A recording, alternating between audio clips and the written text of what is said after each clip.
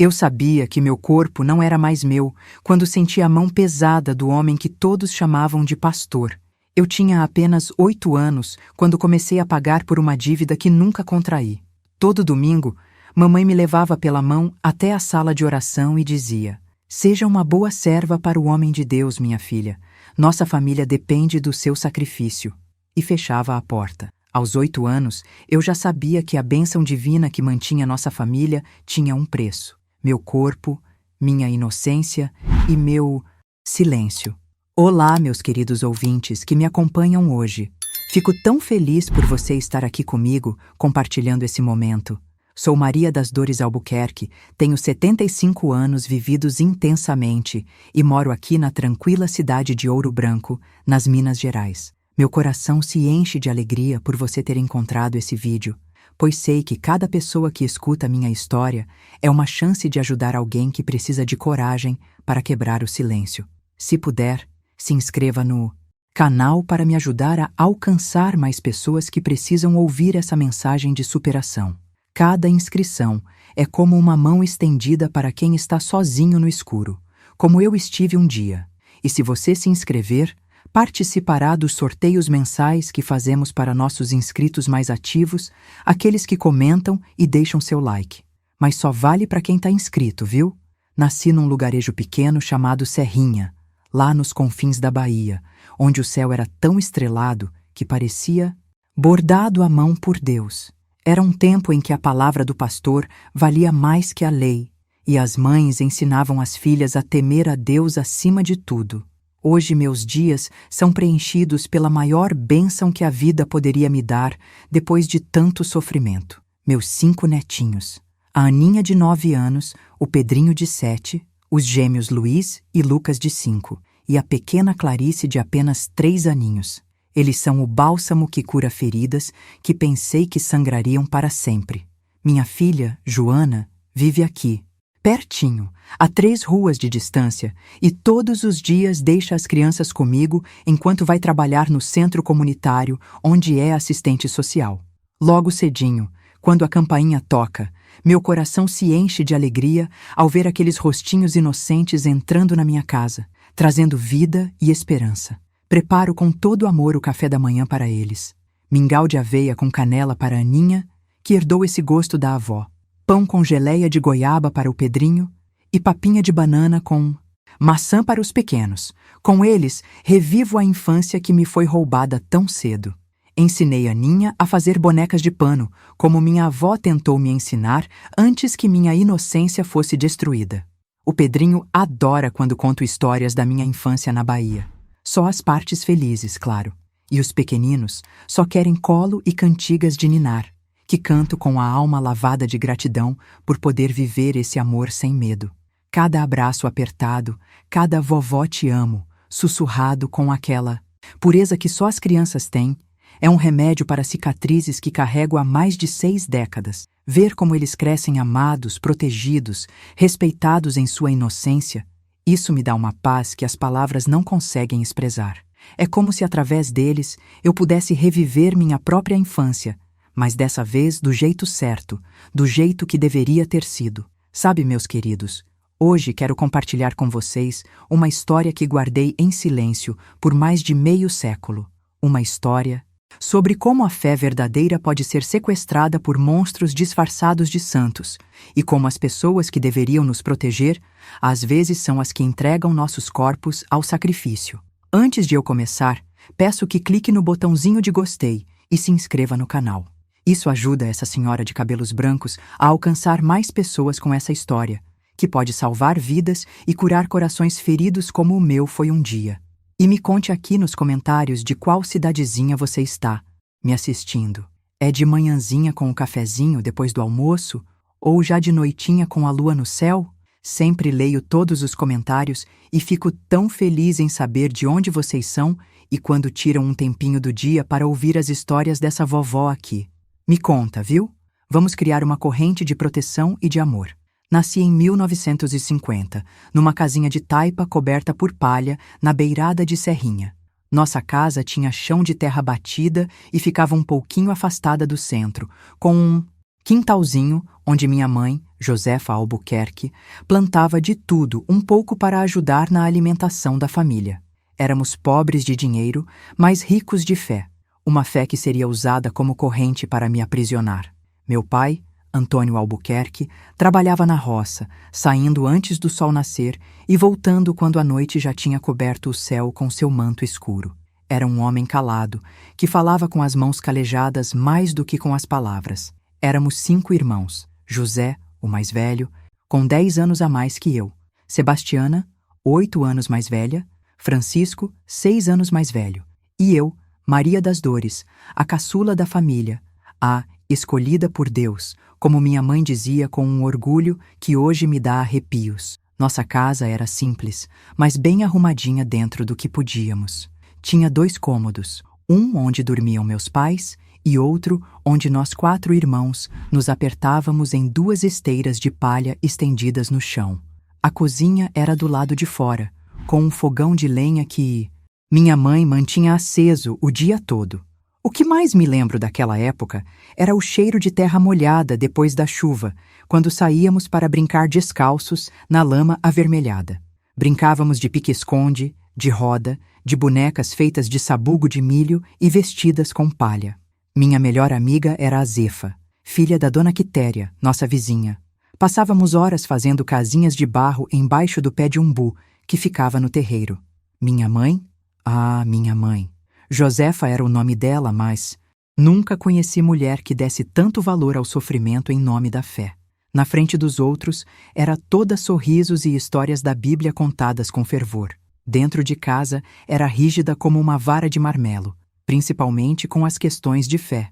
Ela era a primeira a chegar na igreja e a última a sair. Conhecia a Bíblia como a palma da mão calejada e acreditava que cada palavra ali era para ser seguida sem questionamento, mesmo que isso significasse entregar a própria filha.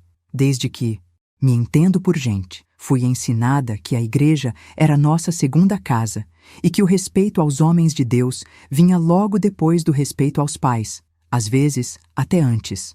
Nossa congregação era a Igreja da Redenção Divina, uma igrejinha de madeira com uma cruz tosca de madeira no alto, que reunia umas 40 famílias da região. Os cultos aconteciam 3 vezes por semana, mas o domingo era o dia mais importante, quando todos vestiam suas melhores e muitas vezes únicas roupas de domingo e passavam o dia inteiro lá. Em Serrinha, naquela época, a religião moldava tudo. As festas do ano giravam em torno do calendário religioso. Tínhamos a festa do Divino em maio, quando as casas eram enfeitadas com bandeirolas coloridas. Em junho era a vez de Santo Antônio, São João e São Pedro, com fogueiras, quadrilhas e muito forró, que era a única música que minha mãe permitia. E olhe lá, a gente comia milho assado, pamonha, canjica, bolo de aipim e tomava licor de genipapo que os adultos preparavam semanas antes. Na escola, quando eu podia ir, eu era uma menina quieta, que não dava trabalho, gostava de estudar e tinha facilidade com as letras. A professora Margarida sempre dizia que eu tinha um futuro pela frente, que poderia até ser professora um dia. Eu sonhava com isso. Imaginava-me ensinando outras crianças longe dali, talvez em Salvador, que para mim parecia um lugar mágico e distante. Foi mais ou menos aos 7 anos que comecei a notar que havia algo diferente comigo. Minha mãe começou a me separar dos meus irmãos em certas ocasiões. Enquanto eles podiam ir brincar depois do culto de domingo, eu precisava ficar para aulas especiais de doutrina. Ela penteava meu cabelo com cuidado, colocava um vestido branco que era guardado só para essas ocasiões e me dizia: "Você é especial, Maria das Dores. Deus te escolheu para uma missão. Devemos agradecer." Lembro de uma vez, eu devia ter uns 8 anos, quando perguntei à minha mãe por que só eu precisava ficar para essas aulas. Ela apertou meu braço com força, os olhos faiscando de um jeito que me dava medo, e disse: "Nunca questione os desígnios do Senhor. É uma honra ser escolhida. Você tem que agradecer de joelhos pela bênção que recebeu." E foi assim que cresci, entre as brincadeiras no quintal com meus irmãos e Zefa, as aulas na escolinha municipal e os longos domingos na igreja, que começavam com cantos de louvor e terminavam com um nó no estômago que eu não sabia explicar.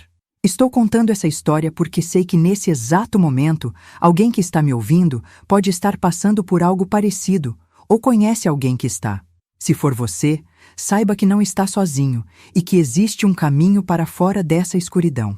Por favor, clique em se inscrever para que possamos formar uma rede de apoio cada vez maior.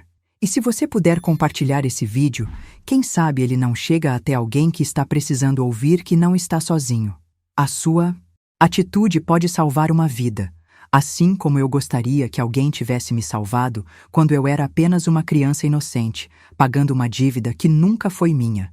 E deixe aqui nos comentários a palavra coragem, se você está comigo até aqui, para eu saber que não estou falando sozinha e que minhas palavras estão encontrando corações abertos. Lembro como se fosse hoje.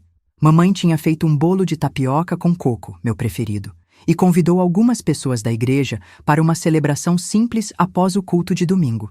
Eu estava usando um vestido novo, azul claro, que minha irmã Sebastiana tinha costurado especialmente para a ocasião.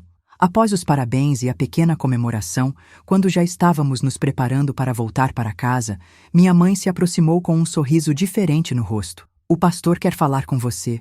Maria das Dores, é uma honra especial no dia do seu aniversário." Senti um arrepio percorrer minha espinha. O antigo pastor, seu Manuel, um senhor de idade com mãos trêmulas e voz suave, tinha se aposentado meses antes. O novo pastor, chegado de uma cidade maior, era diferente. Desde sua chegada, no ano anterior, ele tinha transformado nossa pequena congregação. Os cultos agora duravam horas, com pessoas chorando, gritando e até desmaiando quando ele impunha as mãos. Minha mãe o venerava como se fosse o próprio Cristo na terra. "Ele tem o dom da profecia", ela dizia com os olhos brilhando. "Pode ver o futuro e o passado das pessoas. Pode curar doenças e expulsar demônios." Naquele domingo de junho, fui levada pela mão até a sala dos fundos da igreja. Era um cômodo pequeno que servia de escritório e biblioteca para o pastor. Tinha uma mesa de madeira escura, algumas cadeiras e prateleiras cheias de livros religiosos. Um crucifixo grande pendia da parede e havia um cheiro forte de alfazema no ar. "Deixe-nos a sós", ele disse para minha mãe com aquela voz que parecia vir das profundezas da terra.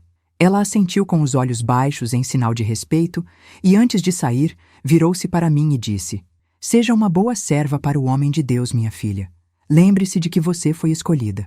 Quando a porta se fechou, fiquei ali parada, de pé, sem saber o que fazer ou dizer. Ele se sentou na cadeira atrás da mesa e ficou me observando por um tempo que pareceu uma eternidade. "Sabe por que está aqui, Maria das Dores?" perguntou finalmente. Para aprender mais sobre a Bíblia, Senhor", respondi hesitante. Ele soltou uma risada curta. "Não apenas isso. Você está aqui porque sua mãe fez uma promessa. Ela prometeu que se Deus curasse seu pai daquela febre, que quase o levou a 6 anos, ela ofereceria sua filha mais nova para o serviço do Senhor." Fiquei confusa. Não me lembrava de meu pai ter estado tão doente assim, mas eu era muito pequena na época. "Que tipo de serviço, Senhor?" Ele se levantou e deu a volta na mesa, ficando bem perto de mim, tão perto que pude sentir o cheiro de cravo de sua loção. "O serviço mais sagrado que existe, aquele que só as escolhidas podem prestar." O que aconteceu naquela sala naquele dia e nos domingos que se seguiram, eu demorei muitos anos para conseguir processar. Na minha cabeça de menina, criada para obedecer e nunca questionar as autoridades religiosas, aquilo era um tipo de ritual, um sacrifício necessário para garantir as bênçãos de Deus para minha família.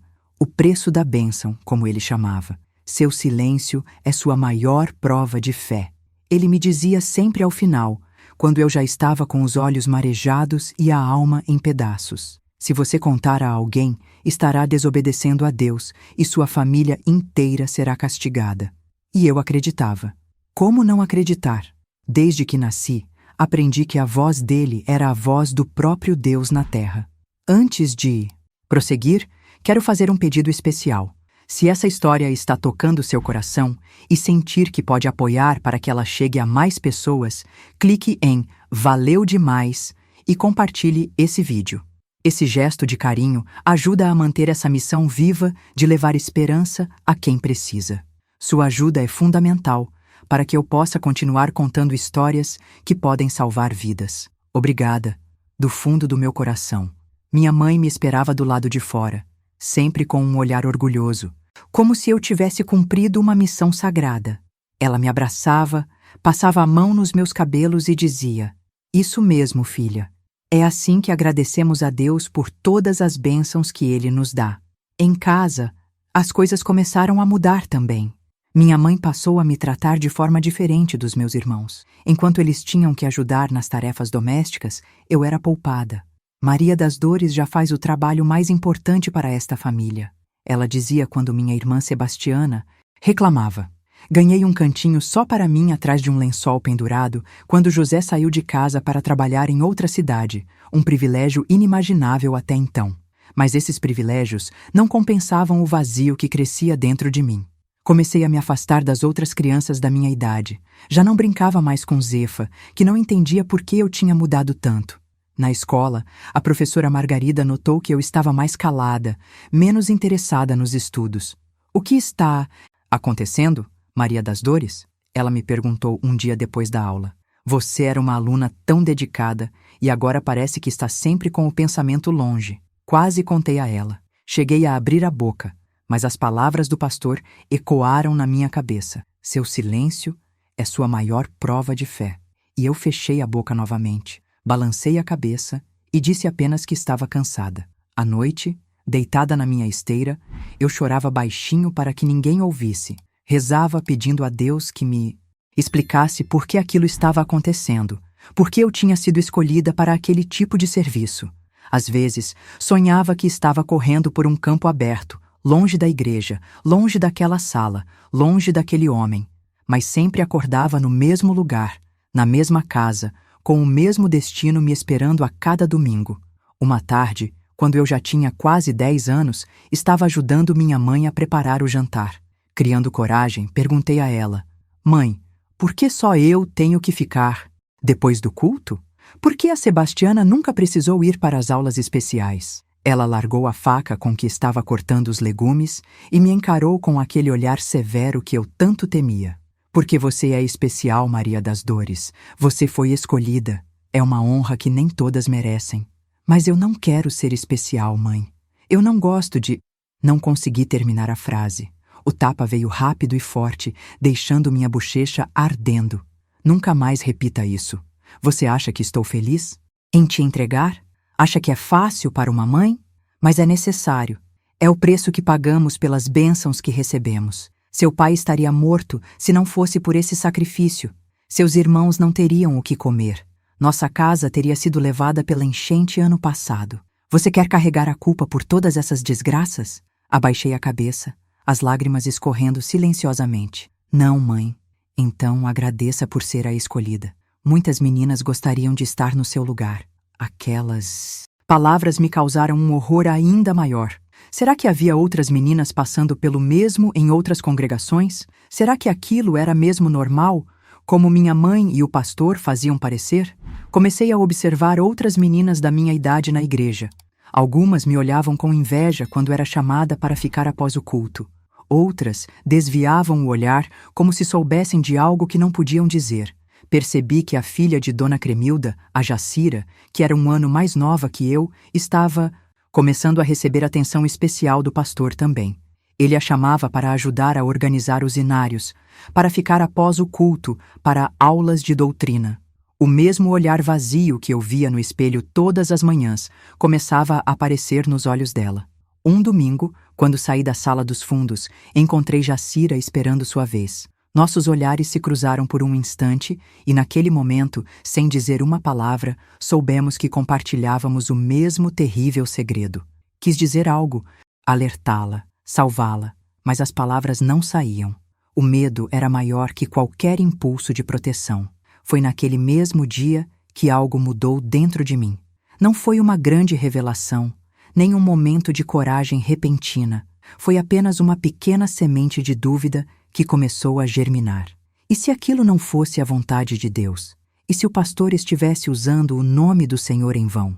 E se minha mãe estivesse enganada, cega por uma devoção distorcida? Essas perguntas começaram a ocupar meus pensamentos dia e noite. Comecei a prestar mais atenção nos sermões, buscando contradições. Comecei a ler a Bíblia escondida, não apenas as passagens que ele selecionava, mas o livro inteiro, procurando entender por mim mesma. E quanto mais lia, mais aquela semente de dúvida crescia. O Deus que eu encontrava nas páginas da Bíblia não parecia ser o mesmo que exigia o sacrifício do meu corpo e da minha inocência.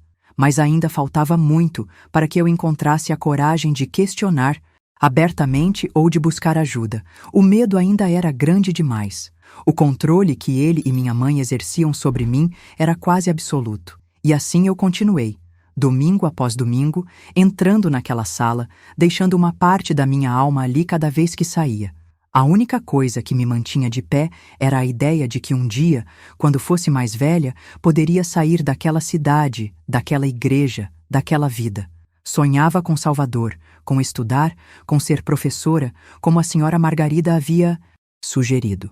Esse sonho, por mais distante que parecesse, era a única luz no fim daquele túnel interminável de domingos. Os anos foram passando e aquele ritual terrível continuou a fazer parte da minha vida como se fosse algo normal. Eu já tinha 11 anos quando percebi que nossa família parecia prosperar de uma forma que as outras não conseguiam. Meu pai recebeu uma proposta para trabalhar na feira da cidade, vendendo os produtos da nossa pequena roça. Meu irmão José voltou de sua temporada fora com dinheiro suficiente para comprar um rádio a pilha. Sebastiana conseguiu um bom casamento com o filho do dono da venda, um rapaz trabalhador e respeitado na comunidade. Está vendo, Maria das Dores? São as bênçãos que o seu sacrifício traz para nós, minha mãe dizia, como se aquilo devesse me consolar. E de certo modo, funcionava. Se ao menos o meu sofrimento trazia algum bem para as pessoas que eu amava, talvez valesse a pena. Era assim que eu tentava me convencer, para suportar o fardo. Mas com o passar do tempo, o pastor foi ficando mais exigente, mais controlador. Já não bastavam os domingos após o culto. Agora ele mandava me chamar em dias aleatórios, dizendo que tinha recebido orientações divinas para sessões especiais de oração. Minha mãe sempre acatava sem questionar, me levando até a igreja a qualquer hora do dia ou da noite. Ela precisa vir agora, ele dizia. E lá íamos nós, mesmo que fosse durante o jantar, mesmo que fosse tarde da noite. Meu pai começou a estranhar essas saídas, mas sempre que questionava, minha mãe respondia: "São coisas de igreja, Antônio. Você não entenderia. Podemos parar agora." Ele disse que se o sacrifício for interrompido, todas as bênçãos se transformarão em maldições. Seu pai perderá o trabalho na feira. José perderá o emprego na cidade. Sebastiana perderá o marido. E algo terrível acontecerá com Francisco. Que tipo de Deus faria isso, mãe? Que tipo de Deus puniria pessoas inocentes? Não blasfeme, ela sussurrou, olhando ao redor, como se alguém pudesse nos ouvir naquela estrada deserta. Não é Deus quem pune, são os demônios que estão sempre à espreita, esperando uma brecha na nossa fé para atacar.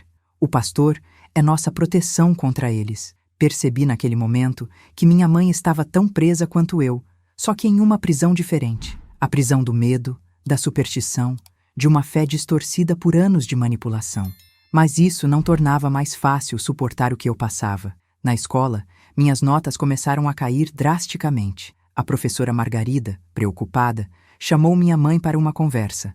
Maria das Dores era uma das melhores alunas, mas agora mal consegue se concentrar. Aconteceu alguma coisa em casa? Ela está passando por um período de provação espiritual, minha mãe respondeu, usando as mesmas palavras que o pastor usava. É algo necessário para o amadurecimento da alma. A professora não pareceu convencida, mas naquela época e naquele lugar, questionar a autoridade dos pais ou da igreja não era comum. Mesmo assim, ela tentou me ajudar à sua maneira, oferecendo aulas extras, emprestando livros, tentando reacender meu interesse pelos estudos. Foi através de um desses livros que encontrei um pouco de escape.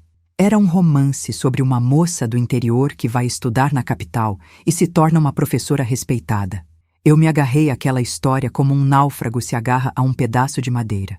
Lia e relia escondida, sonhando que um dia aquela poderia ser a minha história também.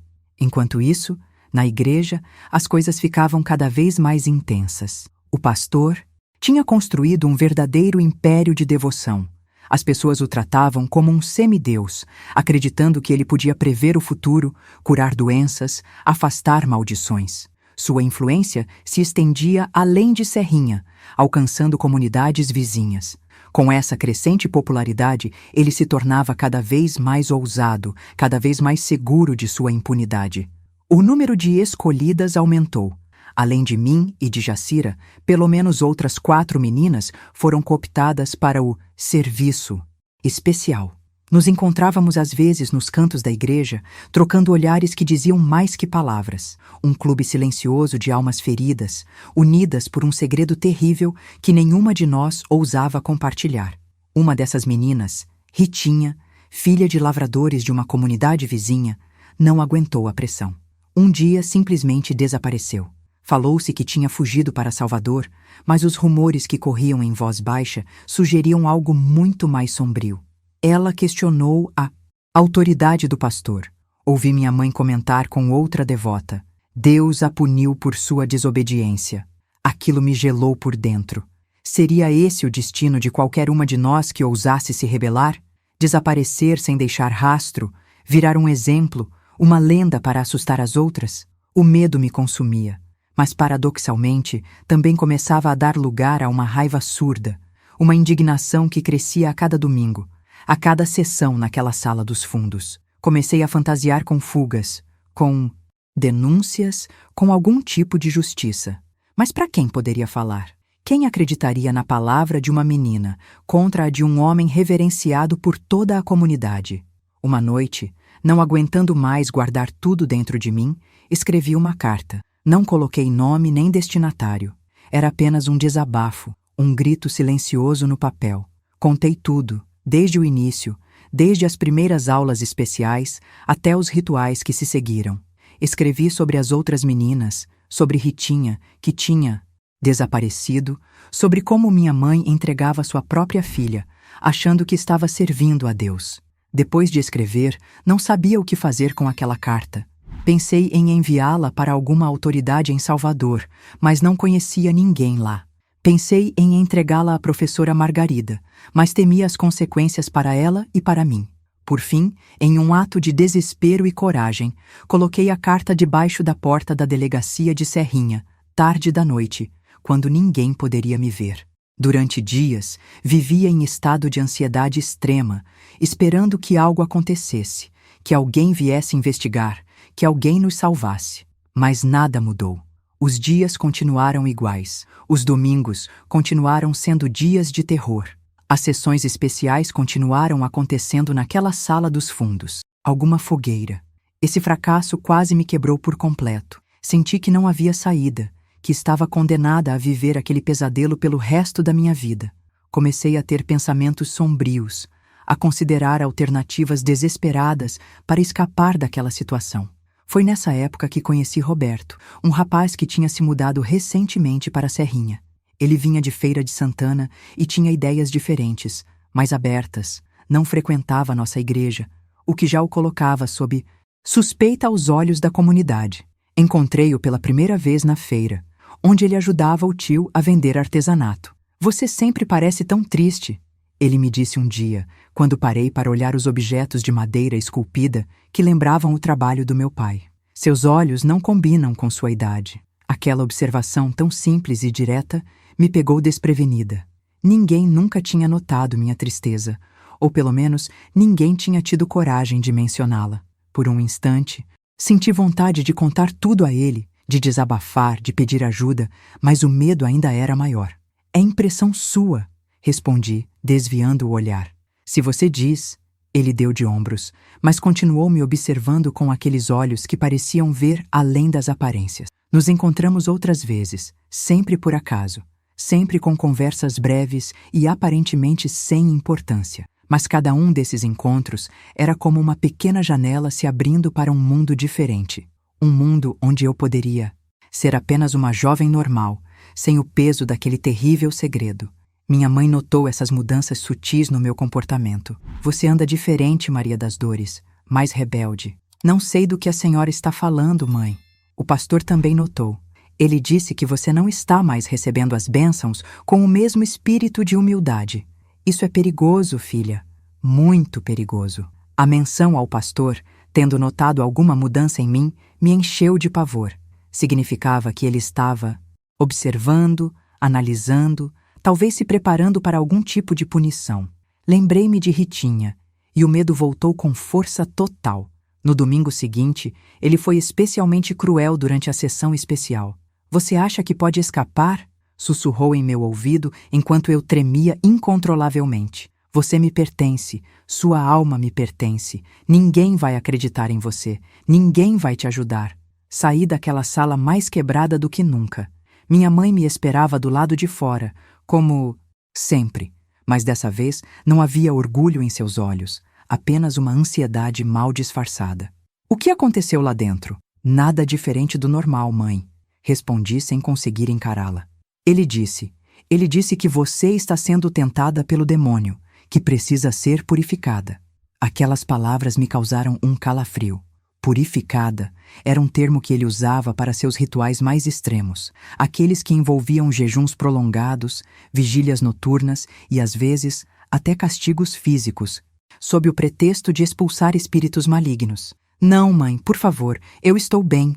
Não estou sendo tentada por ninguém. Mas ela não parecia me ouvir. Seus olhos tinham aquele brilho fanático que eu conhecia tão bem. Ele sabe o que é melhor, filha. Ele tem o dom da visão. Se ele diz que você precisa ser purificada, então é porque sua alma está em perigo. Naquela noite não consegui dormir. Sabia que algo terrível estava sendo preparado para mim. Algo que poderia ser o fim de qualquer esperança de escape que eu ainda pudesse ter. Pensei em fugir naquela mesma noite, em simplesmente pegar a estrada e ir para qualquer lugar longe dali. Mas para onde? Como sobreviveria? E o que aconteceria com minha família? A resposta chegou no dia seguinte, quando voltei da escola. Minha mãe me esperava com uma expressão solene. O pastor recebeu uma revelação. Você vai participar de um ritual especial de purificação no próximo domingo. Vai ficar reclusa na igreja por 3 dias em jejum e oração. O pânico tomou conta de mim. 3 dias sozinha com ele, sem testemunhas, sem proteção, sem comida para me manter forte. Era uma sentença de morte para minha alma. Talvez até para meu corpo. Não posso, mãe. Tenho provas na escola na segunda-feira. Já falei com a professora Margarida. Ela entende a importância da sua jornada espiritual. Senti uma pontada de traição. Até a professora Margarida, a única pessoa em quem eu confiava minimamente, tinha sido cooptada para aquela loucura. Ou talvez ela apenas não tivesse escolha, assim como ninguém parecia ter naquela cidade dominada pelo medo e pela superstição. Foi nesse momento, sentindo-me completamente encurralada, que tomei uma decisão desesperada. Precisava falar com Roberto. Ele era de fora, tinha ideias diferentes. Talvez pudesse me ajudar de alguma forma. Era uma chance mínima, mas era a única que eu tinha. Naquela tarde, escapuli de casa, dizendo que ia comprar linha para minha mãe na venda. Corri até a feira, rezando para encontrar Roberto na barraca do tio. E lá estava ele, arrumando pequenas esculturas de madeira. Preciso da sua ajuda, disse sem rodeios, a voz tremendo de medo e urgência. Ele pareceu surpreso com minha abordagem direta, mas assentiu. O que aconteceu? Não contei tudo. Não tinha coragem ainda. Apenas disse que estava em perigo, que precisava sair da cidade antes do domingo, que algo terrível me esperava se eu não fugisse. Roberto me olhou por um longo momento, como se estivesse avaliando se eu estava falando a verdade ou se era apenas uma adolescente dramatizando. Por fim, disse: tenho um primo em Jacobina que pode te abrigar por um tempo. Posso arranjar uma carona para você com um comerciante que vai para lá amanhã. Uma onda de alívio me inundou, seguida imediatamente por uma nova onda de pânico. E minha família? O que vai acontecer com eles quando descobrirem que fugi?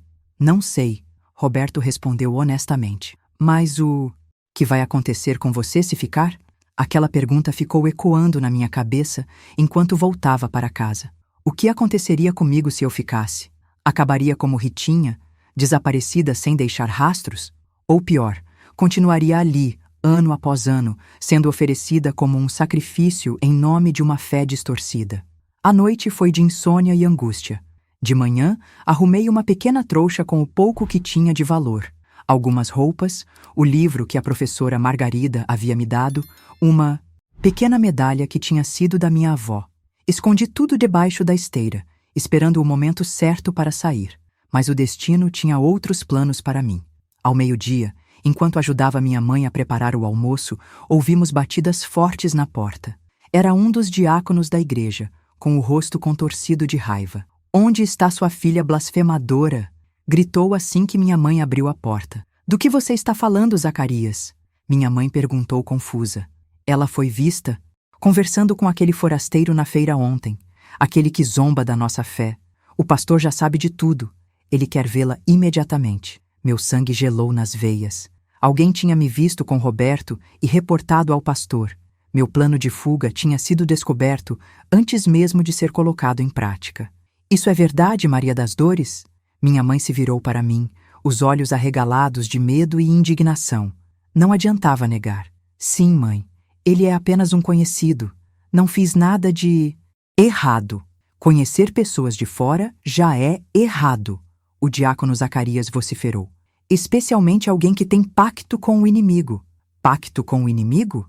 Ele é apenas um rapaz que vende artesanato na feira." "Silêncio!" minha mãe gritou, me surpreendendo com sua veemência. "Você vai à igreja agora mesmo e vai se explicar ao pastor. E vai pedir perdão de joelhos pelo seu comportamento." Percebi naquele momento que não tinha escolha. Se resistisse, só pioraria a situação.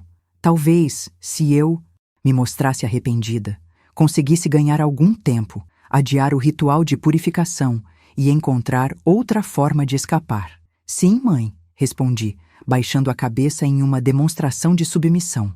Caminhamos em silêncio até a igreja, o diácono Zacarias à frente como um guarda conduzindo uma prisioneira. Minha mãe logo atrás murmurando orações, e eu no meio, sentindo como se estivesse caminhando para a forca. A igreja estava vazia àquela hora do dia, exceto pela presença do pastor, que nos esperava na sala dos fundos, aquela mesma sala que tinha sido cenário de tantos horrores ao longo dos anos. "Deixe-nos a sós", ele disse ao diácono e à minha mãe com aquela voz que não admitia contestação. Minha mãe hesitou pela primeira vez. Talvez eu devesse ficar para ajudar na orientação espiritual. "Não será necessário, irmã Josefa. Isso é entre mim, a menina e Deus." Relutante, ela saiu fechando a porta atrás de si, e mais uma vez me vi sozinha com ele naquela sala.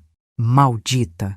"Então, Maria das Dores", ele começou, a voz perigosamente calma, "ouvi dizer que você anda fazendo amizades proibidas." Aquele confronto na sala dos fundos foi o pior de todos. O pastor não se conteve apenas em palavras duras ou ameaças veladas. Sua fúria se manifestou de forma física, deixando marcas que eu não conseguia esconder nos dias seguintes.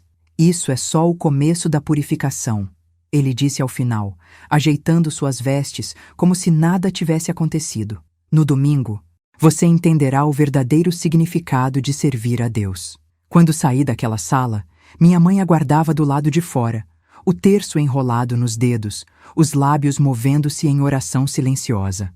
Ao ver meu estado, seus olhos se arregalaram por um instante, mas logo voltaram à expressão resignada de sempre.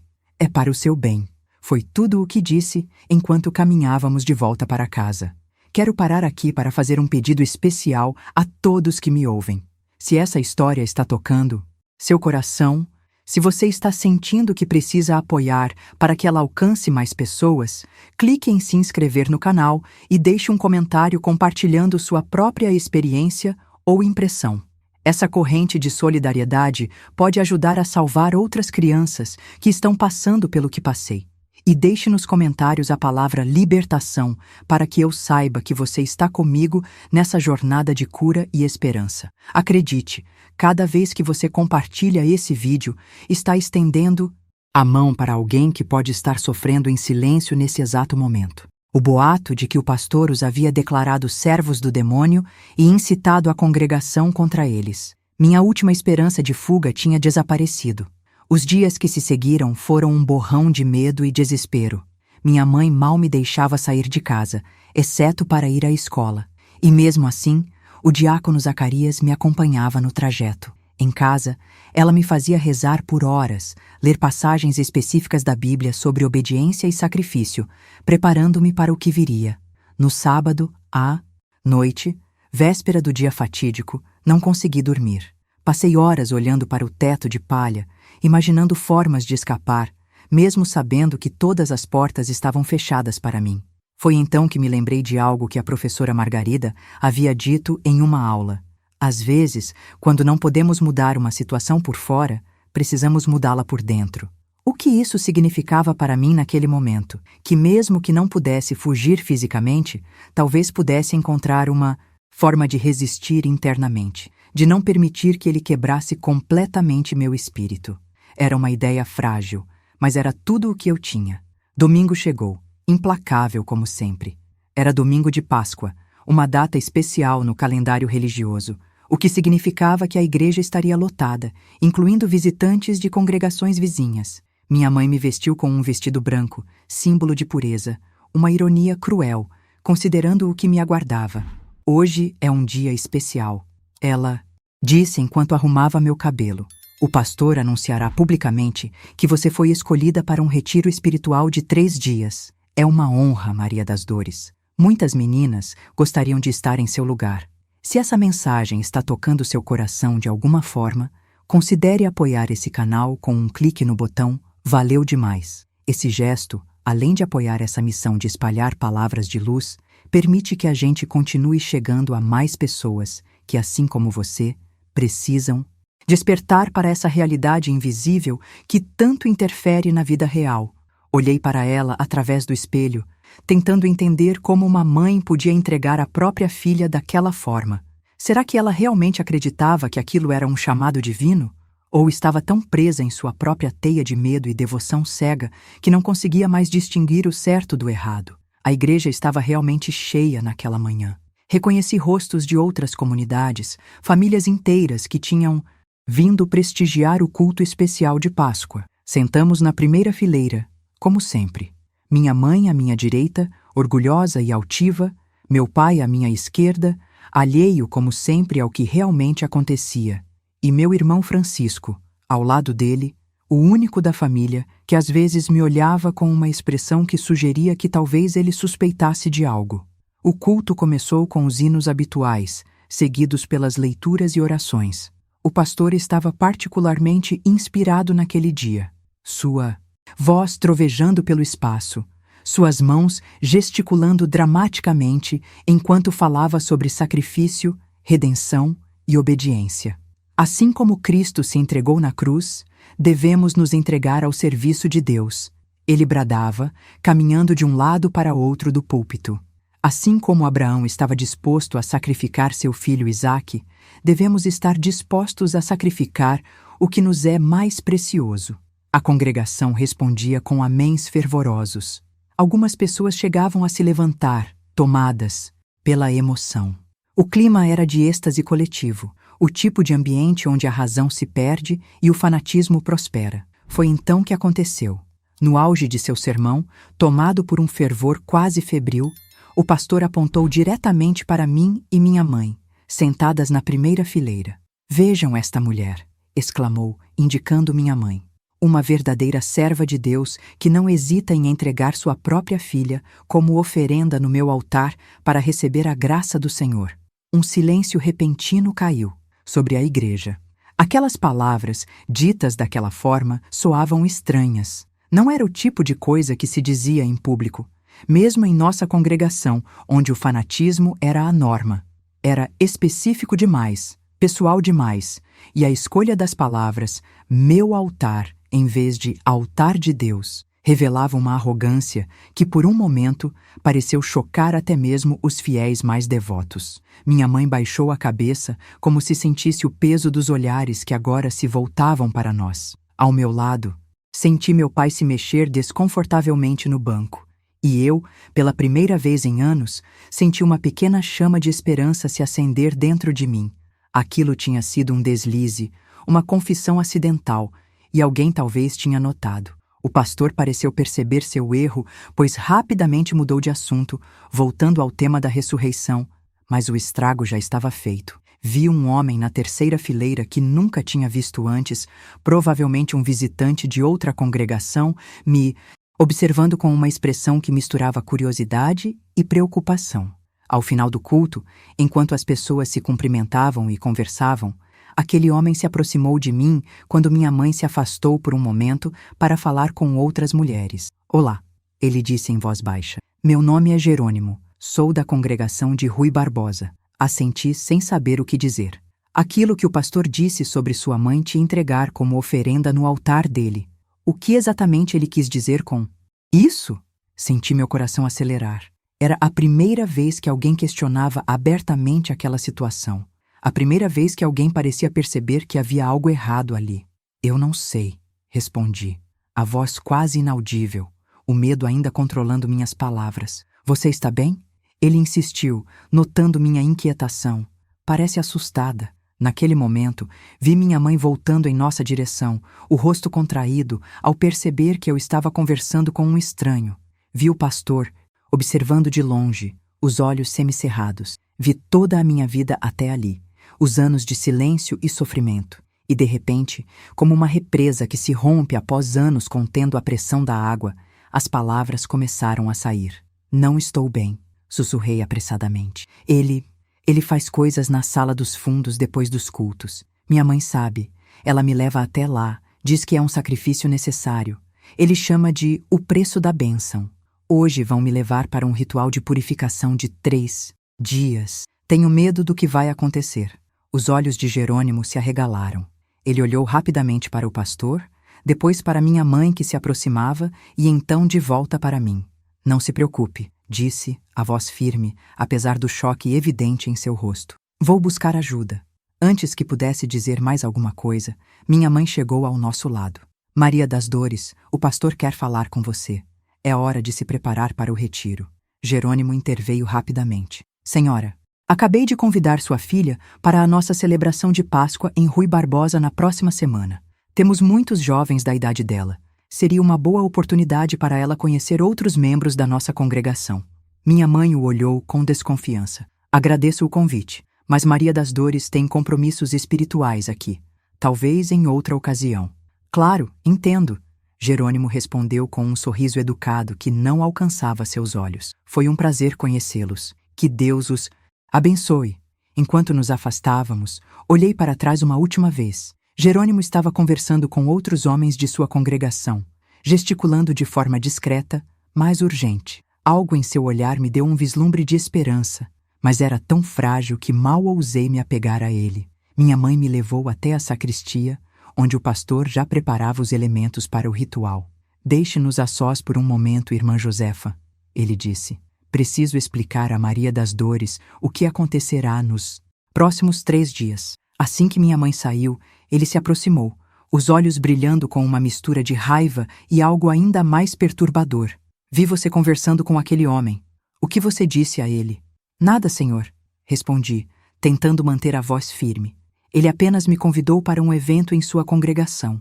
Ele me estudou por um longo momento, como se tentasse ler minha mente. Não importa. Em algumas horas, ele e todos os outros visitantes terão ido embora, e você estará aqui sozinha comigo por 3 dias. Tenho grandes planos para sua purificação, Maria das Dores. Quando terminarmos, você estará tão quebrada que nunca mais pensará em desobedecer ou questionar. O terror que senti naquele momento foi indescritível.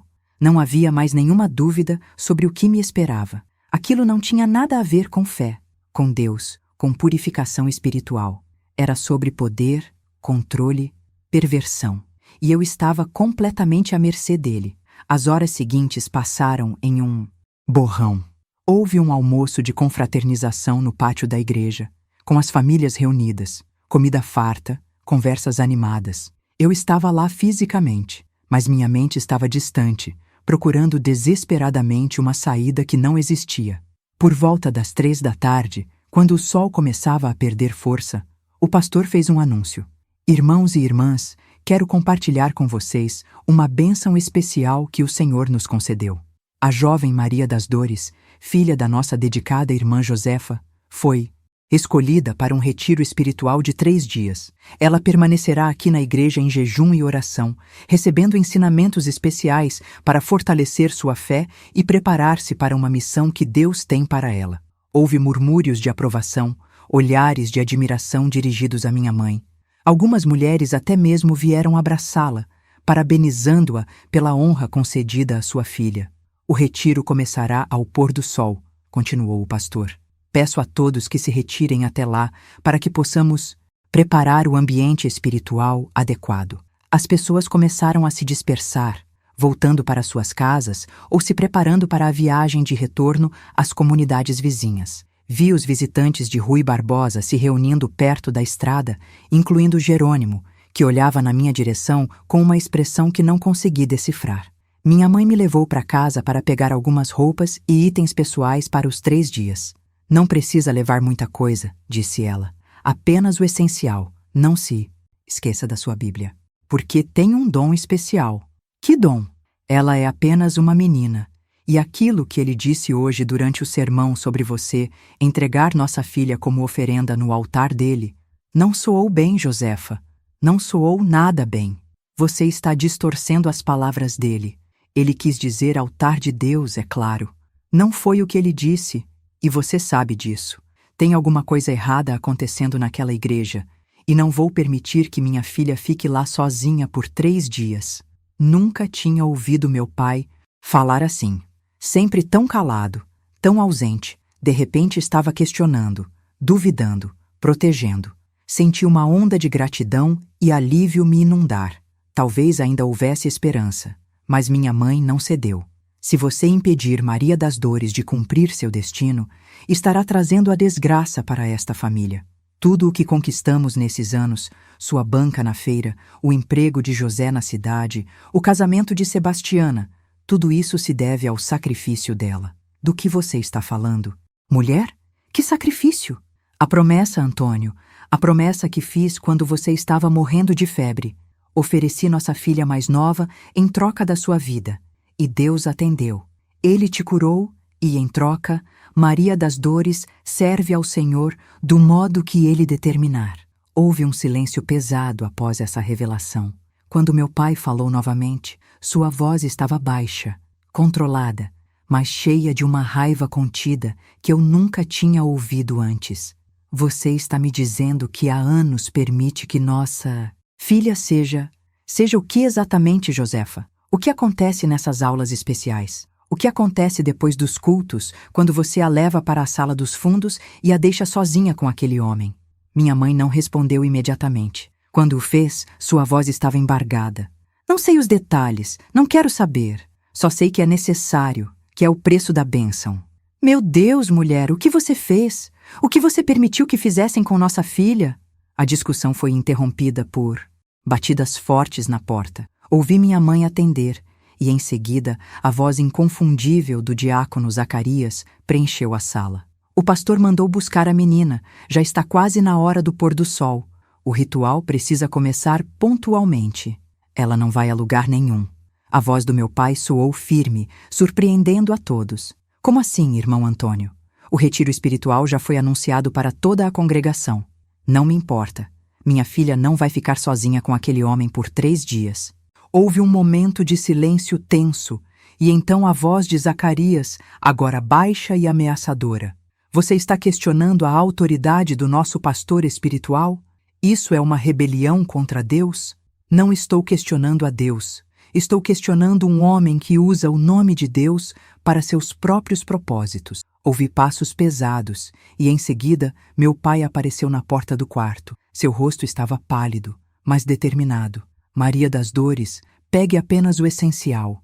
Vamos sair daqui agora. Para. Onde? Perguntei, mal acreditando no que estava acontecendo. Para longe, para a casa do meu irmão em Capela. Ele sempre ofereceu trabalho na roça dele. Deveria ter aceitado há muito tempo. Minha mãe apareceu atrás dele, o rosto contorcido entre o medo e a raiva. Você não pode fazer isso, Antônio. Vai condenar toda a nossa família. A única condenação seria continuar permitindo o que está acontecendo. Ele respondeu sem olhar para ela. Vamos, Maria das Dores, rápido. Enquanto juntava minhas poucas coisas, ouvi o diácono Zacarias sair apressadamente, provavelmente para avisar o pastor do que estava acontecendo. Sabia que não tínhamos muito tempo. Meu pai tentou convencer Francisco a vir conosco, mas meu irmão, confuso com tudo o que estava acontecendo, olhava de meu pai para minha mãe, sem saber o que fazer. Vou ficar com a mãe, disse finalmente. Alguém precisa cuidar dela. Não houve tempo para despedidas prolongadas. Meu pai pegou uma pequena sacola com suas ferramentas de trabalho e alguns pertences, e saímos pelos fundos da casa, evitando a rua principal onde poderíamos ser vistos. Interceptá-los antes que saiam da cidade. Um deles dizia. Quando as vozes se afastaram, meu pai sussurrou. Vamos ter que cortar pelo mato, seguir o córrego até a bifurcação. Vai levar mais tempo, mas é mais seguro. Começamos a andar pelo terreno acidentado, afastando-nos cada vez mais da cidade. A noite caiu completamente, e só tínhamos a luz fraca da lua para nos guiar. Meus pés doíam, meu coração batia descompassado, mas cada passo me levava para mais longe daquela sala dos fundos, daquela vida de medo e submissão. Depois de andar por o que pareceram horas, chegamos a uma pequena clareira, onde meu pai sugeriu que descansássemos um pouco.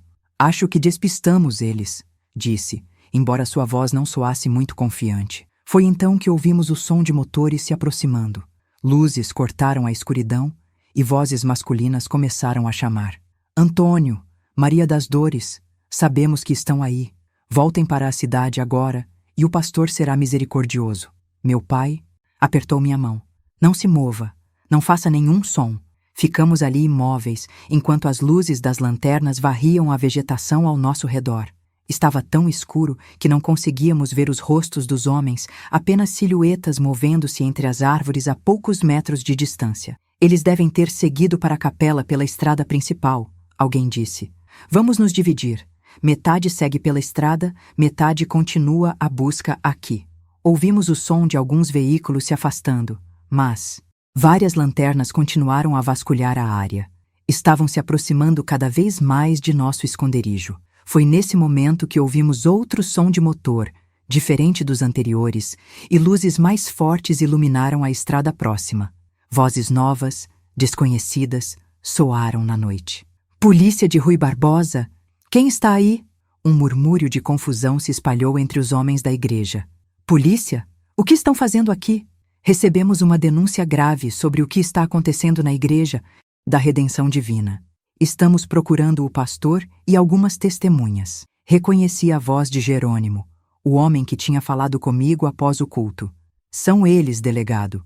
Os homens da igreja devem estar procurando a menina e o pai dela. Houve um momento de confusão, com gritos e ordens sendo dadas. As lanternas começaram a se mover erraticamente, algumas se afastando rapidamente, outras se aproximando da estrada. Meu pai me puxou pela mão. É nossa chance! Vamos! Corremos em direção às luzes dos carros da polícia. Quando nos viram surgir da vegetação, alguns policiais apontaram suas armas, mas Jerônimo rapidamente gritou. São eles! A menina e o pai, os que estamos tentando ajudar! Um homem alto, usando um uniforme oficial, se aproximou de nós. Sou o delegado Augusto, de Rui Barbosa. Vocês estão a salvo agora. Foi só então, ouvindo aquelas palavras, que percebi que o pesadelo tinha realmente acabado. Minhas pernas fraquejaram, e teria caído se meu pai não me segurasse firmemente. O que acontece agora? Meu pai perguntou, a voz trêmula de cansaço e alívio. Agora, disse o delegado, vamos voltar para a Serrinha e prender um falso profeta. O retorno à Serrinha foi muito diferente da nossa fuga desesperada. Agora estávamos protegidos por carros da polícia, com o delegado Augusto à frente e Jerônimo ao nosso lado, explicando como tudo tinha acontecido. Quando ouvi o que o pastor disse durante o sermão, achei estranho, contou Jerônimo. Enquanto viajávamos pela estrada escura. Mas foi a sua reação, menina, que me deixou alerta. Depois, quando conversamos e você me contou sobre as sessões especiais e o ritual de purificação, percebi que algo muito grave estava acontecendo. Jerônimo explicou que, ao retornar para Rui Barbosa com sua congregação, foi direto falar com o delegado Augusto, que era seu cunhado. Contei a ele minhas suspeitas e ele decidiu investigar imediatamente. Já tínhamos ouvido rumores sobre essa igreja, o delegado complementou. Mas nunca tivemos provas ou testemunhas dispostas a falar. Quando Jerônimo me contou o que você tinha dito e o que ele tinha ouvido durante o sermão, soube que era hora de agir. Meu pai, sentado ao meu lado no banco traseiro do carro policial, segurava minha mão com força. "Por que não me contou antes, filha?" perguntou, a voz embargada de emoção. "Eu tinha medo, pai", respondi, finalmente deixando as lágrimas correrem livremente. Medo do que poderia acontecer com a família. Ele dizia que se eu contasse, todos seriam castigados. E mãe? Mãe sempre disse que era necessário, que era o preço da bênção. Ele balançou a cabeça, os olhos brilhando de lágrimas contidas. "Nunca me perdoarei por não ter percebido antes, por ter sido tão ausente, tão cego." Quando chegamos à Serrinha, já era quase meia-noite. A cidade estava silenciosa, exceto pela área ao redor da igreja, onde várias pessoas se aglomeravam, atraídas pelo movimento incomum de carros da polícia. O delegado Augusto pediu que ficássemos no carro, enquanto ele e seus homens entravam na igreja. Do lado de fora, podíamos ouvir vozes alteradas, protestos e então o som inconfundível de algemas sendo fechadas. Minutos depois, vimos o pastor sendo trazido para fora, algemado, escoltado por 2 policiais. Seu rosto, geralmente tão sereno e controlado, agora estava contorcido de raiva. Quando nos viu no carro, seus olhos se fixaram em mim com uma intensidade que me fez encolher involuntariamente. "Você vai se arrepender disso, Maria das Dores!" gritou enquanto era empurrado para dentro de uma viatura. "Deus vai punir sua desobediência." Mas suas ameaças já não tinham o mesmo poder sobre mim. Ali, protegida pela presença do meu pai e das autoridades, consegui finalmente ver aquele homem pelo que ele realmente era. Não um enviado de Deus, mas um predador que usava a fé para manipular e abusar. A noite foi longa. Fomos levados para a delegacia de Serrinha, onde prestamos depoimentos detalhados. Foi a primeira vez que contei tudo, desde o início, sem medo de represálias. O delegado Augusto e uma policial feminina me ouviam com atenção e respeito, sem julgamentos. "Você é muito corajosa, Maria das Dores", disse a policial, cujo nome era Rita, ao final do meu relato. "Seu testemunho vai ajudar a proteger outras meninas." Foi então que soube que não era a única a ter falado. Jacira, a filha de Dona Cremilda, também tinha sido trazida à delegacia e estava contando sua história. E, para minha surpresa, outras 2 mulheres jovens, que já não moravam mais em Serrinha, tinham sido localizadas e concordado em testemunhar. "Estamos procurando por Ritinha também", informou o delegado. "A menina que desapareceu. Temos razões para acreditar que ela pode estar viva, escondida em algum lugar." A notícia me deu uma esperança que não sentia há muito tempo. Talvez Ritinha estivesse bem.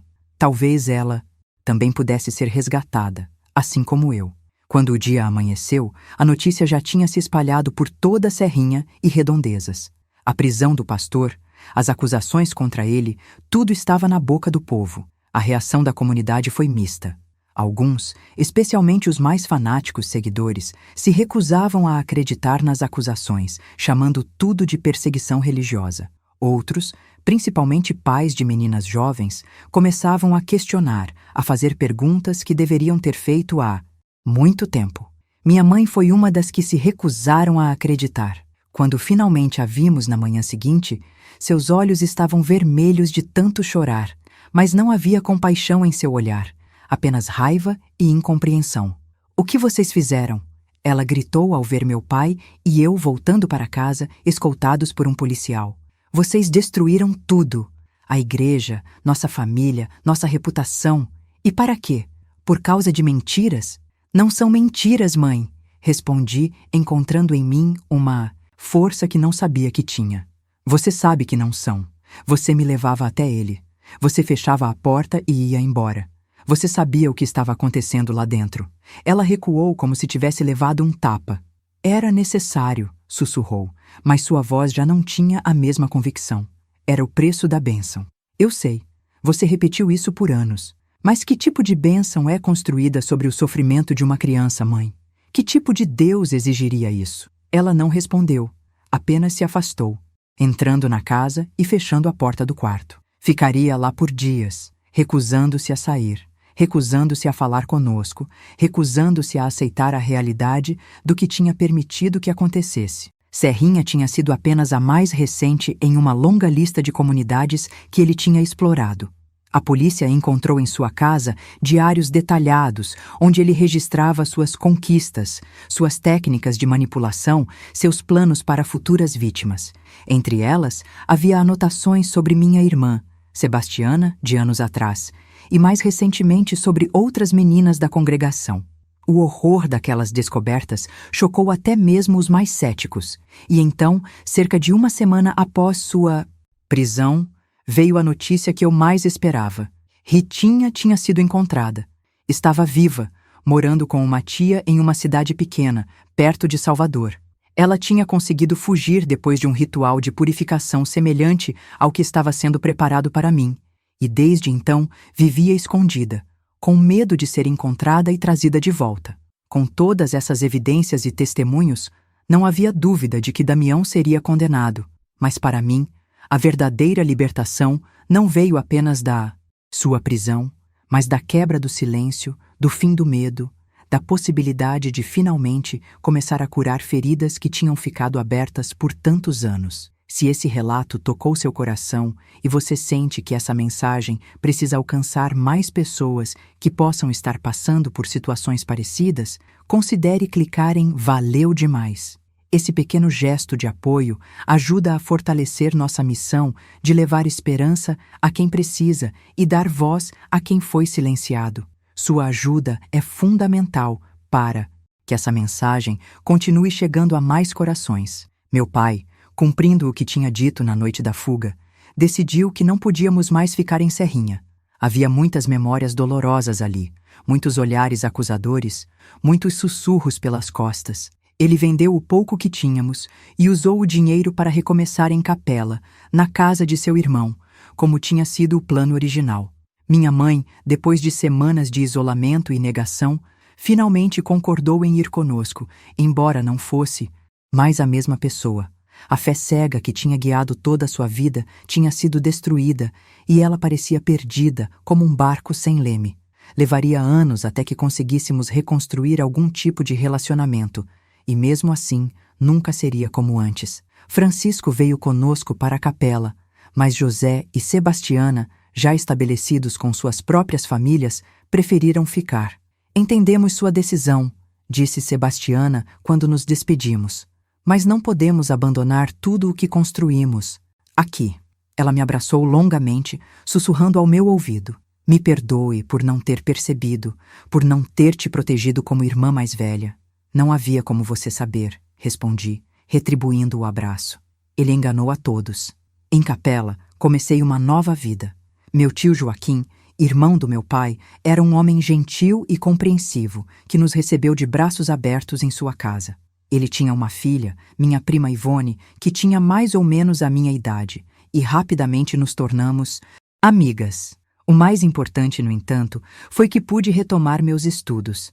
A escola de Capela era maior e melhor estruturada que a de Serrinha, e os professores me incentivaram a recuperar o tempo perdido. Estudei com afinco, determinada a transformar meu sonho de ser professora em realidade. E foi assim que, aos poucos, dia após dia, comecei a reconstruir minha vida a partir dos escombros. Não foi fácil. Havia pesadelos, havia dias em que o peso das lembranças parecia insuportável.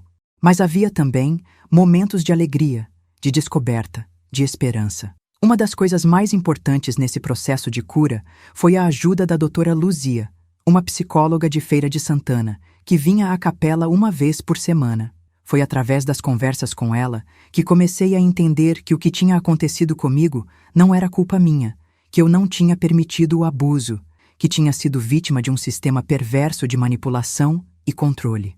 Você sobreviveu, Maria das Dores, ela me disse em uma de nossas sessões. E não apenas sobreviveu, mas teve a coragem de falar, de denunciar, de quebrar o ciclo.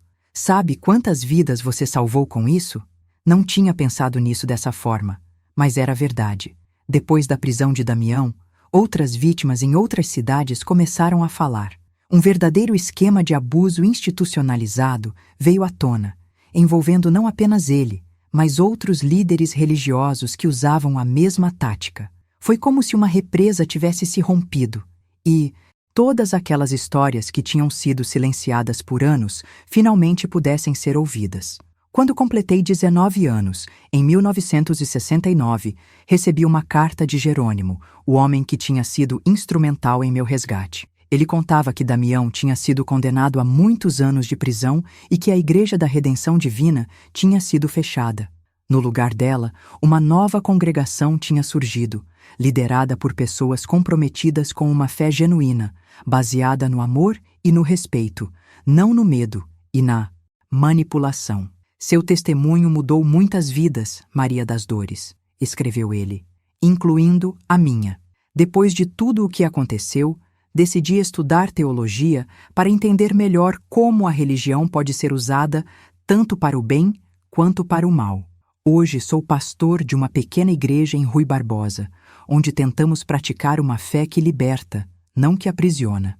A carta me emocionou profundamente. Era um lembrete de que mesmo das experiências mais dolorosas podem surgir transformações positivas. E foi esse pensamento que me guiou nos anos que se seguiram, enquanto continuava minha jornada de cura e descoberta. Hoje, aos 75 anos, olho para trás e vejo que a vida me deu muito mais do que eu jamais poderia esperar naqueles dias sombrios em Serrinha. O caminho não foi fácil. Teve muitas curvas e obstáculos, mas cada passo me trouxe até aqui, até esta casa aconchegante em Ouro Branco, onde vivo cercada pelo amor da minha família e, principalmente, dos meus netinhos. Depois de terminar meus estudos em Capela, consegui realizar meu sonho de me tornar assistente social. Fiz o curso na Universidade Federal da Bahia, em Salvador, viajando todos os fins de semana de ônibus para as aulas. Foi um período de muito esforço, mas também de muita satisfação. Cada livro que lia, cada conhecimento que adquiria, era como um tijolo na construção da minha nova vida. Em 1975, com meu diploma em mãos, comecei a trabalhar no Centro Comunitário de Feira de Santana. Era um local simples, com poucos recursos, mas para mim era um palácio. Cada pessoa que atendia era uma oportunidade de fazer diferença, de proteger, de ensinar não apenas sobre direitos e recursos, mas valores de respeito e dignidade. Foi no centro comunitário que conheci Carlos, que trabalhava como técnico agrícola na Secretaria de Agricultura. Ele vinha de tempos em tempos para dar orientações aos pequenos produtores e sempre parava para conversar comigo sobre projetos sociais, sobre desenvolvimento comunitário, sobre um futuro melhor para aquelas famílias. Era um homem gentil, respeitoso, que me ouvia com genuíno interesse, algo raro para a época. Nosso namoro foi lento, cauteloso, principalmente da minha parte. As feridas do passado ainda estavam abertas, e a ideia de confiar em um homem novamente era assustadora. Mas Carlos foi paciente, nunca me pressionou, nunca exigiu mais do que eu estava pronta para dar. Apenas esteve lá, constante, confiável, mostrando com ações, não apenas palavras, que era possível existir outro tipo de homem no mundo. Nos casamos em 1978, em uma cerimônia simples, apenas com a família e amigos próximos. Meu pai, que tinha reconquistado minha confiança com seu arrependimento sincero e seu esforço para me proteger, me levou ao altar. Minha mãe também estava lá, embora ainda fosse uma sombra da mulher que tinha sido. Depois do escândalo na igreja, ela nunca mais frequentou nenhuma congregação, mas aos poucos foi encontrando uma forma mais pessoal e saudável de se conectar com sua espiritualidade. Carlos recebeu uma proposta para trabalhar em um projeto de desenvolvimento rural em Ouro Branco, Minas Gerais, logo após nosso casamento. Foi uma decisão difícil, deixar a família, o conforto do conhecido para recomeçar em um lugar tão distante. Mas talvez fosse exatamente o que precisávamos. Um lugar novo, sem memórias dolorosas, sem olhares que conheciam nossa história. E assim, em 1979, nos mudamos para Ouro Branco. A cidade, com sua arquitetura colonial, suas ruas de pedra, sua história rica, me encantou imediatamente. Havia uma beleza serena ali, um ritmo de vida diferente do que eu conhecia no sertão baiano. E havia oportunidades para Carlos no projeto rural, para mim como assistente social em um dos programas municipais. aquele bebezinho nos braços pela primeira vez, e prometi silenciosamente que ela nunca conheceria o tipo de dor que eu tinha conhecido, que seria protegida, amada, respeitada em sua integridade. E assim foi. Criamos Joana com muito amor, com diálogo aberto, com respeito por suas opiniões e escolhas. Ela cresceu uma menina forte, determinada, curiosa sobre o mundo. Desde cedo mostrou interesse pela área social, sempre perguntando como poderia ajudar, sempre querendo fazer a diferença na vida das pessoas que sofriam. Não foi surpresa quando ela decidiu estudar serviço social, seguindo meus passos. Formou-se com honras na Universidade Federal de Minas Gerais, em Belo Horizonte, e logo depois conseguiu uma vaga no Centro Comunitário de Ouro Branco. Foi lá que conheceu Marcos, um jovem engenheiro que trabalhava em projetos de habitação popular. O casamento deles, em 2006, foi um dos dias mais felizes da minha vida. Ver minha filha radiante em seu vestido branco, ao lado de um homem que a olhava com tanto amor e respeito, me deu uma sensação de que o ciclo tinha se fechado, que a dor do passado tinha sido transformada em algo belo e significativo. E então vieram os netos. Primeiro a Aninha, tão parecida com a mãe na determinação, mas com os olhos do pai. Depois o Pedrinho, curioso e cheio de energia. Em seguida, os gêmeos Luiz e Lucas, tão diferentes em personalidade, mas tão unidos no amor um pelo outro. E, finalmente, a pequena Clarice, com seus cachinhos dourados e seu sorriso que ilumina qualquer ambiente. Carlos se aposentou há alguns anos, e eu também, após mais de 3 décadas trabalhando como assistente social. Mas a aposentadoria trouxe um novo propósito: cuidar dos netos enquanto Joana e Marcos trabalham. Todo dia recebo aquelas crianças na minha casa e sinto que estou fazendo a coisa mais importante do mundo. Com eles, revivo a infância que me foi roubada. Quando fazemos bonecas de pano juntos, quando contamos histórias debaixo do pé de jabuticaba no quintal, quando assamos biscoitos de canela na cozinha, estou dando a eles o que não tive, mas também estou curando aquela menina ferida que ainda vive dentro de mim. Cada abraço apertado, cada "vovó, te amo", dito com aquela sinceridade que só as crianças têm, é um remédio para a alma. Ver como eles crescem amados, protegidos, respeitados em sua inocência, isso me dá uma paz que não sei explicar com palavras. Meu relacionamento com a fé também se transformou ao longo dos anos. Depois do que vivi, seria compreensível se tivesse rejeitado completamente qualquer forma de espiritualidade. Mas aos poucos encontrei meu próprio caminho, não através de igrejas ou líderes, mas na conexão direta com algo maior que nós, nas pequenas maravilhas do dia a dia, no nascer do sol visto da minha varanda, no sorriso de um neto, no amor do meu marido. Carlos foi fundamental nessa jornada. Ele nunca tentou me impor suas crenças. Tinha sido criado em uma família católica moderada, mas estava sempre disposto a conversar, a explorar, a buscar comigo um significado mais profundo para nossas vidas. Juntos, construímos uma espiritualidade baseada no amor, no respeito, na gratidão, não no medo ou na submissão cega. Nem tudo foi perfeito, é claro. Houve momentos difíceis, desafios que testaram nossa força. Quando perdi meu pai para um infarte em 1995, senti como se um pilar importante da minha vida tivesse desabado. Ele tinha sido tão fundamental no meu resgate, na minha reconstrução. Sua ausência deixou um vazio que nunca foi completamente preenchido. Minha mãe viveu até 2012, passando seus últimos anos conosco em Ouro Branco. Nosso relacionamento nunca voltou a ser o que era antes de tudo acontecer. Era impossível, mas encontramos uma forma de conviver, de compartilhar momentos, de apreciar o tempo que nos restava juntas. No fim, acho que ela também encontrou alguma paz, alguma redenção. Mantive contato com algumas pessoas de Serrinha ao longo dos anos. Jacira, que também tinha sido vítima do falso profeta, se casou e se mudou para Recife, onde criou sua família. Nos escrevemos por muitos anos, compartilhando nossas jornadas de cura, nossas conquistas, nossas dificuldades. Foi um apoio importante ter alguém que realmente entendia o que eu tinha passado. Também soube, através de cartas ocasionais, que Ritinha tinha se recuperado bem. Depois de encontrada perto de Salvador, foi Acolhida por uma tia que a ajudou a retomar os estudos. Tornou-se advogada e, ironicamente, especializou-se em casos de abuso e exploração. Uma forma de transformar sua dor em propósito, assim como eu fiz com o serviço social. Jerônimo e eu também mantivemos contato. Sua igreja em Rui Barbosa cresceu não em números, mas em significado para a comunidade. Ele se tornou conhecido por seu trabalho com jovens vulneráveis, criando programas de educação e apoio que ajudaram a transformar muitas vidas. Aprendi com você que a verdadeira fé liberta, não aprisiona. Ele me escreveu certa vez. E assim, aos poucos, com altos e baixos, com cicatrizes que às vezes ainda doem, mas também com muitas alegrias e conquistas, cheguei a este momento da minha vida.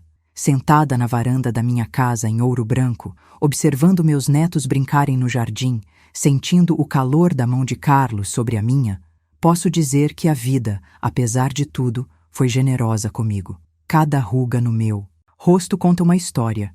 De dor, sim, mas também de superação, de amor, de crescimento. Cada fio branco no meu cabelo é um lembrete de que sobrevivi, de que não permiti que aqueles eventos definissem quem eu sou, de que consegui transformar a dor em propósito, o medo em coragem, o silêncio em voz. E quando olho para meus netos, para a Aninha explicando algo ao irmão com a paciência de uma professora nata, para o Pedrinho construindo castelos imaginários com gravetos e pedras, para os gêmeos Luiz e Lucas inventando suas brincadeiras cheias de fantasia, para a pequena Clarice correndo atrás de uma borboleta com risadas de pura alegria, sei que valeu a pena.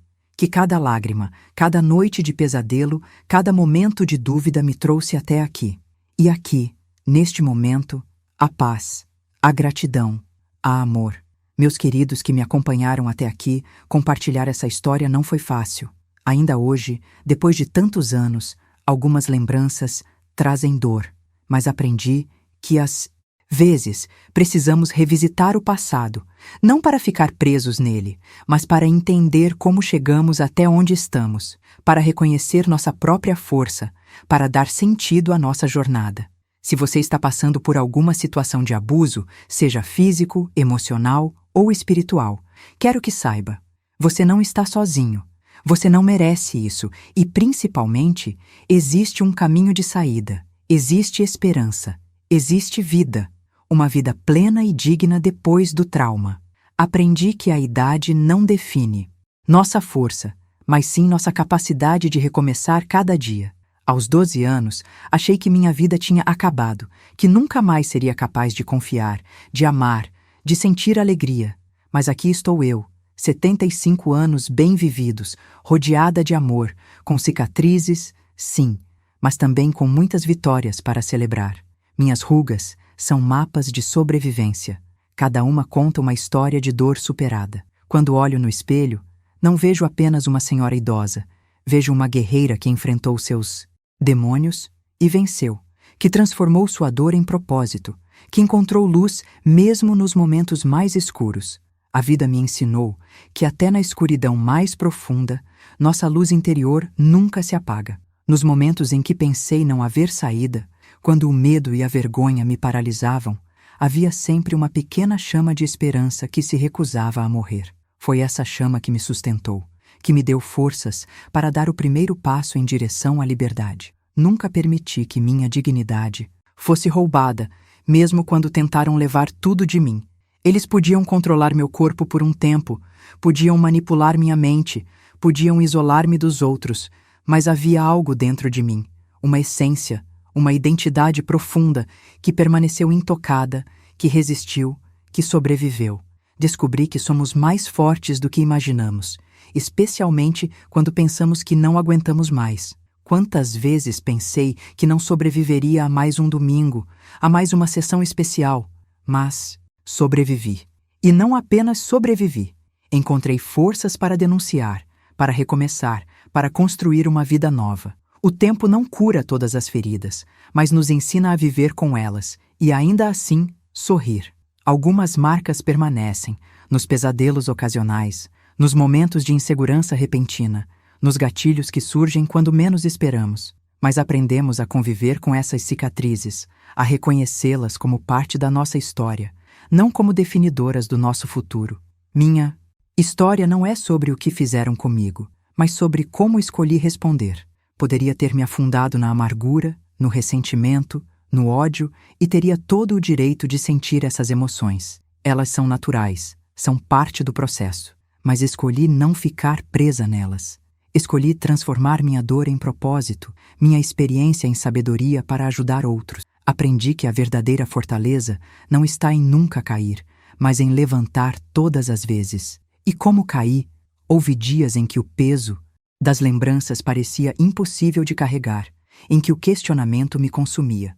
Mas em cada queda encontrei forças para me levantar novamente, para dar mais um passo, por menor que fosse, em direção à cura.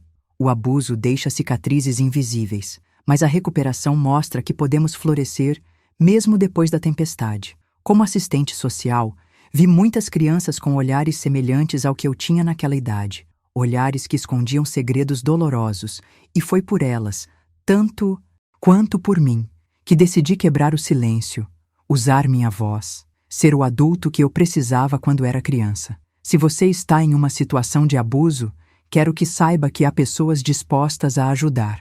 Em cada país, existem organizações e autoridades preparadas para oferecer suporte. Não tenha medo de buscar ajuda, de contar sua história, de dar o primeiro passo em direção à liberdade. Você merece ser protegido, ser ouvido, ser respeitado em sua dignidade. Se conhece alguém que está passando por isso, seja o Jerônimo daquela pessoa, aquele que notou, que perguntou, que se importou o suficiente para fazer algo. Às vezes, tudo o que alguém precisa é de uma mão estendida, de um ouvido atento, de alguém que diga: "Eu acredito em você".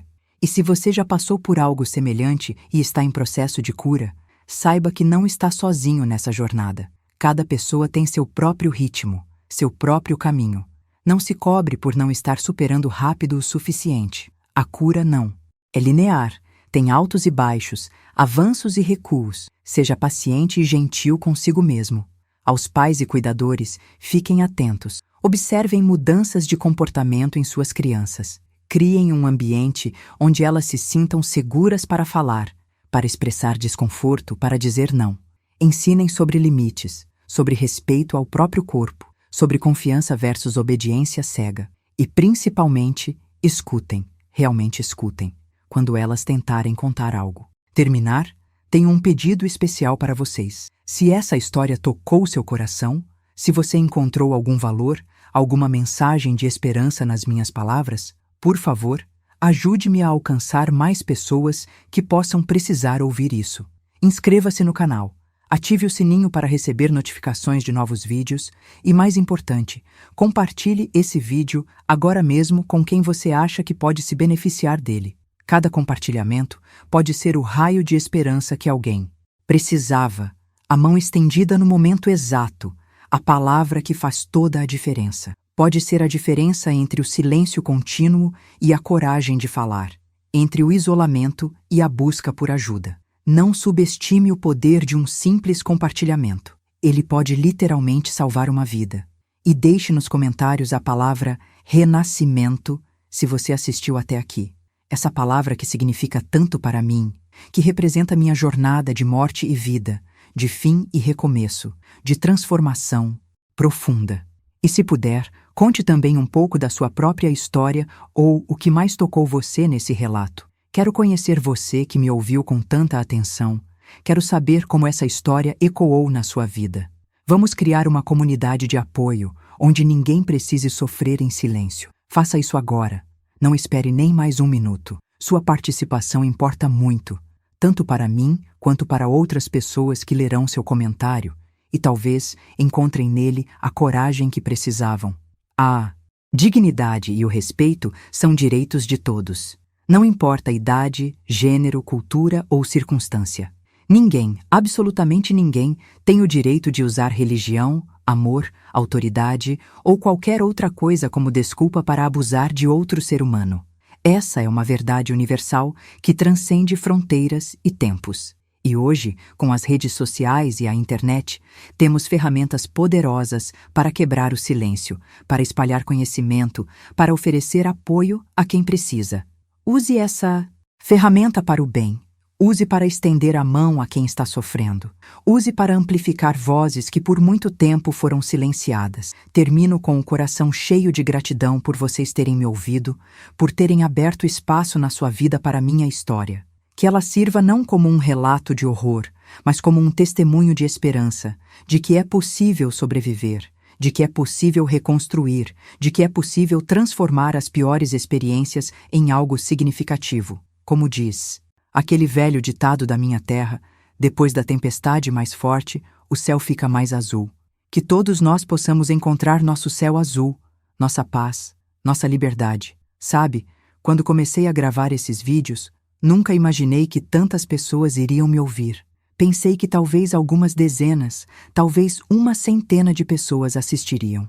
Mas ver milhares de vocês aqui, comentando, compartilhando suas próprias histórias, me mostrando que não estou sozinha, isso é um presente que nunca imaginei receber aos 75 anos. Vocês me deram um novo propósito, uma nova missão. Continuar contando histórias que precisam ser ouvidas, continuar sendo a voz daqueles que ainda não encontraram a sua. E por isso, meu muito obrigada. Cada um de vocês que está me ouvindo agora é especial para mim.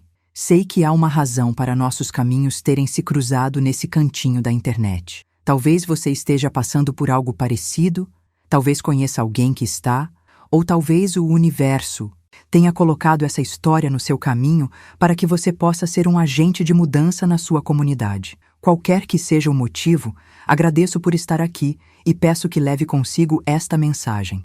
O silêncio protege o abusador, nunca a vítima. Falar é o primeiro passo para a cura. Uma última reflexão antes de me despedir.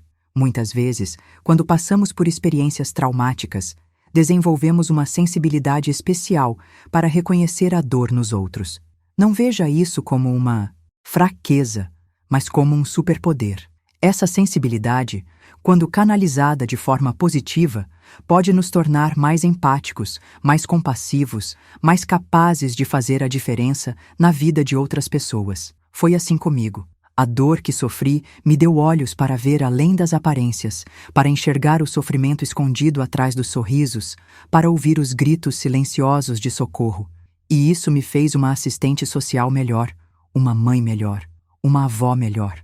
Não há nada que eu mudaria no meu passado, por mais doloroso que tenha sido, porque ele me trouxe até aqui, até vocês. Se minha voz tremeu em alguns momentos durante este relato, foi porque algumas feridas, mesmo depois de décadas, ainda pulsam quando tocadas. Mas se minha voz também soou forte em outros momentos, foi porque aprendi que nossas cicatrizes são marcas de batalhas vencidas, não de derrotas. Cada vez que conto essa história, ela perde um pouco do poder que tinha sobre mim. Cada vez que alguém me ouve e responde com compreensão e apoio, um pouco mais da vergonha que carreguei por tanto tempo se dissolve. E isso, meus queridos, é libertação. Quando olho para meus netos brincando no quintal, livres, felizes, protegidos, penso em como as gerações futuras podem ser diferentes se todos nós tivermos a coragem de quebrar os ciclos de abuso, de questionar tradições prejudiciais, de colocar a proteção das crianças acima de qualquer autoridade, seja ela familiar ou religiosa. Essa é a verdadeira herança que podemos deixar. Um mundo onde nenhuma criança precise pagar com seu corpo e sua inocência pelo preço da bênção. Onde nenhuma criança precise carregar segredos pesados demais para seus pequenos ombros. Vocês, que me acompanharam até aqui, são agora guardiões dessa história e da mensagem que ela carrega. Levem-na com vocês. Compartilhem-na quando for apropriado. Usem-na para iluminar cantos escuros, onde outras histórias semelhantes ainda permanecem escondidas. Juntos, podemos ser a mudança que desejamos ver. Juntos, podemos transformar histórias de dor em histórias de esperança. Juntos, somos mais fortes do que qualquer silêncio. Agora, antes de encerrar esse vídeo, quero pedir mais uma vez: inscreva-se no canal, clique em gostei, compartilhe com quem precisa ouvir e deixe seu comentário com a palavra renascimento. Isso não é apenas para ajudar esse canal a crescer, mas para mostrar a outras pessoas que estão sofrendo que existe uma comunidade inteira aqui, pronta para acolher, para ouvir, para acreditar. Cada inscrição, cada like, cada compartilhamento é uma luz acesa no caminho de alguém que ainda está perdido na escuridão. E você, com um simples clique, pode ser essa luz. Me despeço com um provérbio da minha terra que sempre me deu forças nos momentos mais difíceis. Quem planta na tempestade, colhe na bonança. Meus amores, hoje estamos colhendo juntos os frutos de sementes plantadas em meio à dor. Que seja sempre assim.